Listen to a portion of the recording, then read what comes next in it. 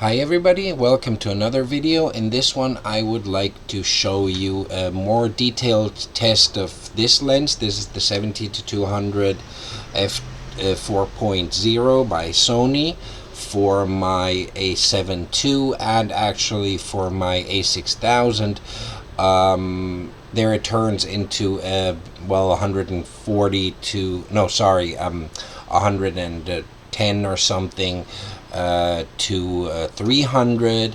I had made a few videos about this, like the unboxing and a little review where I used this lens in a photo shoot, but I have never done a real actual test with it.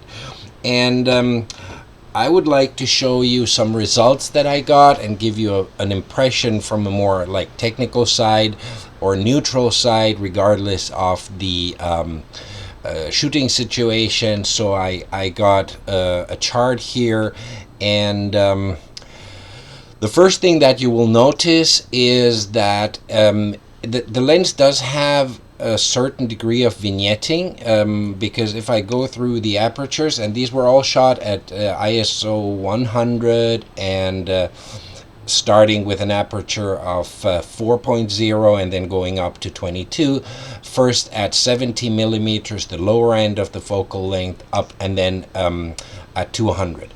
So first I will go through the 70 millimeter ones, and here you see a certain degree of vignetting on the side, and it goes, there's a noticeable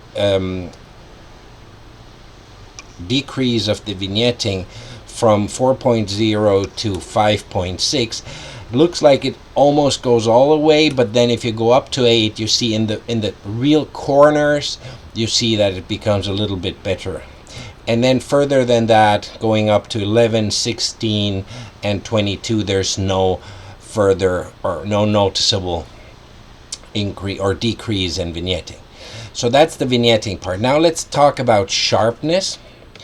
And if we zoom in, we see that at 4.0, 70 millimeters, it is sharp. You see the structure in the paper here, but if you go up to 5.6, it gets noticeably sharper. Let's try and make it and put it side by side, and so you can have a look at the actual.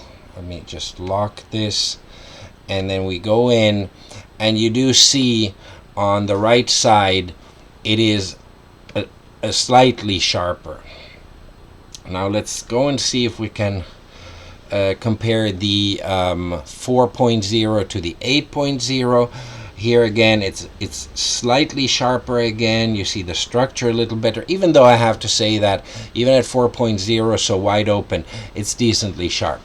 Then we go up to 11, and here we start maybe having a little bit of a fall off, but actually it's not really noticeable.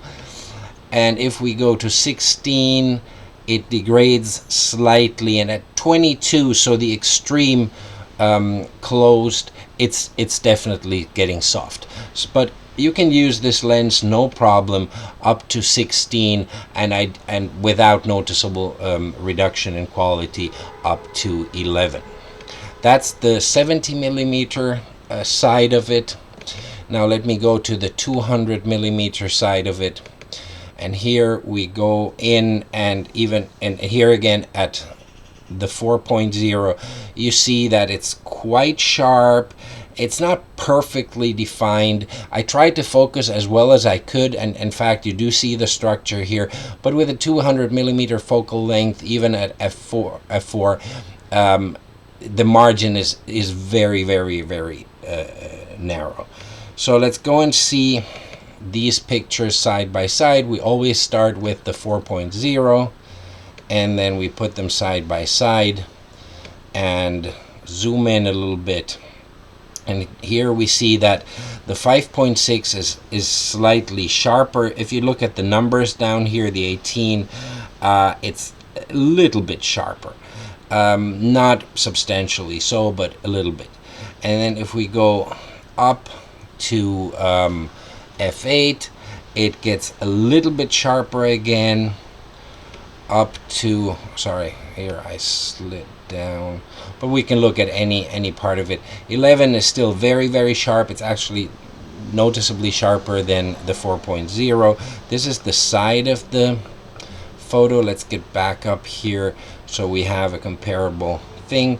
It's almost no difference, because at f11 we're going a little bit back down in sharpness, and if we go at 16, you notice it's getting softer. So probably my impression was at the 200 millimeter end of the lens, of the focal length, the diffraction effect starts a little bit earlier, and if you go up to 22 here, it's definitely soft, no doubt about that.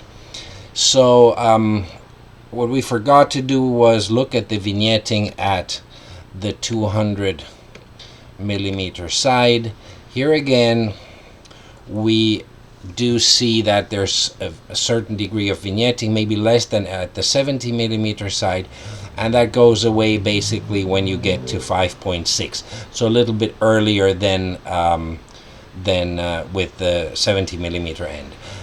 It changes a little bit, but that may also have to do with the light measurements. I was doing it in natural light coming in from the window, so there might be a little, shadow coming in, but you do see the drop in from 5.6 to 4.0. That's definitely noticeable.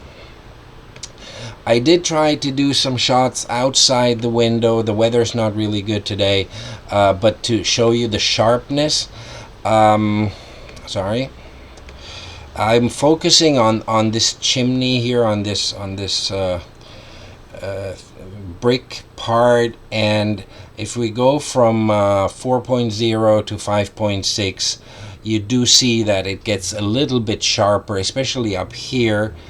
It still gets slightly sharper from 5.6 to 8.0, and then again, I'm not going to go through the single steps, but basically starting from 16 and definitely at 22, the quality goes down. Zoomed in at 200, again we are at 4.0. It's kind of softish around here. 5 point, no, this probably even moved a little bit, but it's definitely sharp enough.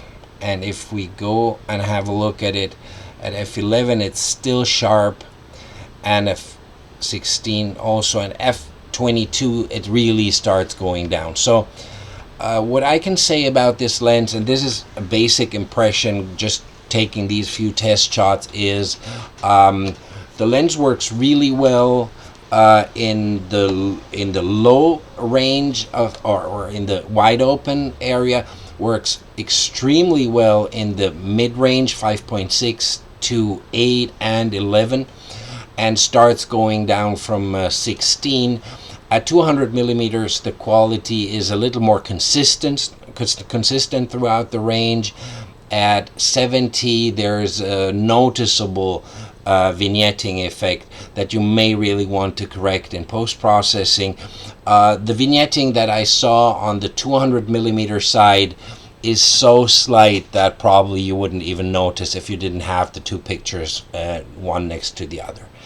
Still, what I can say, it's a great lens. If you take off the hood here, it's so compact for a lens of this focal range, and comparing it to other lenses that I used in the past, like the Nikon 70-200 2.8, very honestly, at these focal lengths you will not see a difference, or yeah, maybe you see a difference, but you will not miss the further step from 2.8 to 4.0.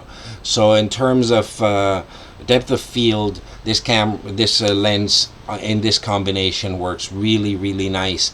And for portraits or for any other kind of photography where you really want to cut out your subject from the background, it's really, really nice. And if we look at the pictures here, even the background blur is, in my perspective, pleasant. It's soft. It doesn't have any strange color effects as far as I can say, and it's really nicely cut out. Works really nice. Works really nice for portraits. What else can I say? Yeah, it's definitely nice to handle because it's compact. It's probably like almost half the weight of comparable lenses in the 2.8 range, being Canon, Nikon, or even Sony for the older or for the original alpha mount. It's really beautiful lens. Nothing else to add. It's not a cheap lens.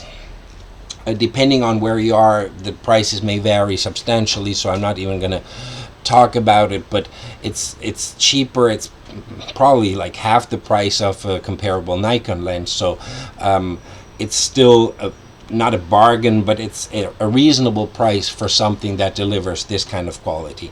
It is sharp. Probably with the conditions I was in today, it wasn't that evident, and probably you don't see it that well in the YouTube video, but I can tell you it's a very sharp lens. For portraits it's great because it really gets out the details in the eyes and the hair and everything.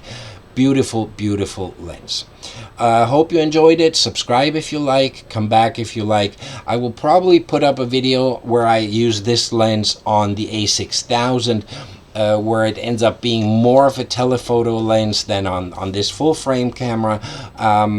This may take a few days, but maybe if you subscribe, you will get notified about it, and you have a look at that too, because it's definitely a valid solution also for a cropped sensor camera.